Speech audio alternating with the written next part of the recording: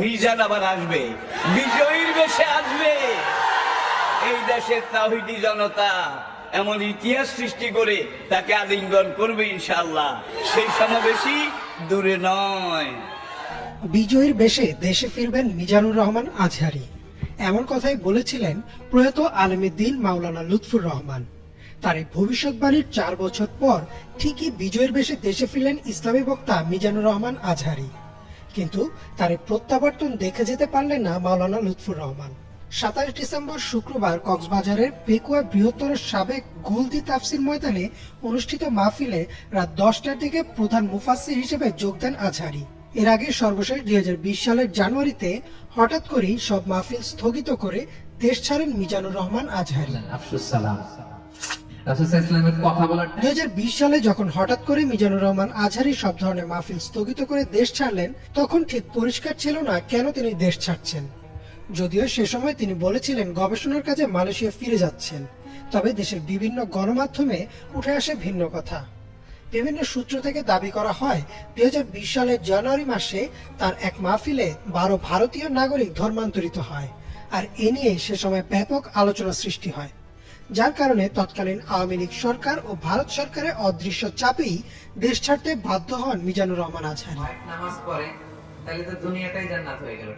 আজহারীর ভক্তরা জানান তিনি অত্যন্ত সাহসী ও জ্ঞানী একজন বক্তা।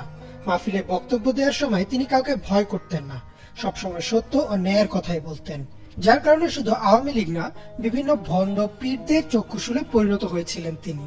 2020 সালে 12 সদস্যের হিন্দু পরিবারটি যখন ধর্মান্তরিত হয়, তখন সেই 12 জনকে আটক করে পুলিশ, আর তৎকালীন সরকারের ধর্ম প্রতিমন্ত্রী মাওলানা আজহারীকে জামাতের ট্যাগও দেন। মিজানুর রহমান আজহারী 1990 সালের 26 জানুয়ারি ঢাকার ডেমরায় জন্মগ্রহণ করেন। তার পৈতৃক নিবাস কুমিল্লার মুরাদনগরের পরমতলা গ্রামে। তিনি ডেমরার দারুন নাজাত সিদ্দিকিয়া কামিল মাদ্রাসা থেকে 2004 সালে দাখিল পরীক্ষায় জিপিএ 5 পেয়ে উত্তীর্ণ হন। 2006 সালে আলিম পরীক্ষায় তিনি পান গোল্ডেন জিপিএ 5। 2007 সালে ইসলামিক ফাউন্ডেশন আয়োজিত মিশর সরকারের শিক্ষাবৃত্তি পরীক্ষায় প্রথম স্থান অধিকার করে মিশরের আল আজহার বিশ্ববিদ্যালয়ে আন্ডার গ্রাজুয়েট করার জন্য মিশরে যান। আল আজহার বিশ্ববিদ্যালয়ে মিজানুর রহমান আজহারী ডিপার্টমেন্ট অফ তাফসির অ্যান্ড কুরআনিক সায়েন্স থেকে 2012 সালে শতকরা 80% সিজিপিএ নিয়ে স্নাতক সম্পন্ন করেন। 2013 সালে তিনি মালয়েশিয়ায় অবস্থিত গার্ডেন অফ নলেজ খ্যাত ইন্টারন্যাশনাল ইসলামিক ইউনিভার্সিটি থেকে উচ্চ নাম্বার সহ মাস্টার্স শেষ করেন। এছাড়াও পবিত্র কোরআনে এমব্রিওলজি বা ভ্রূণতত্ত্ব বিষয়ে তিনি এমফিল করেন এবং একই প্রতিষ্ঠানে তিনি পিএইচডির জন্য মনোনীত হন। দেশে যখন তিনি বিভিন্ন মাহফিলে কথা বলতেন, তখন তার কথায় জ্ঞান বিজ্ঞান ও শিক্ষার ছাপ পাওয়া যায়, যার ফলে অল্প সময়ই তিনি বাংলাদেশের লাখো তরুণদের মনে জায়গা করে নেন একজন জ্ঞানী বক্তা হিসেবে।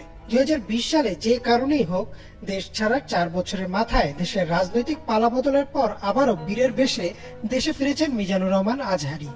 তার এই প্রত্যাবর্তনে তাকে আনন্দের সাথেই স্বাগত জানায় দেশের মানুষ। Desk report, BE news.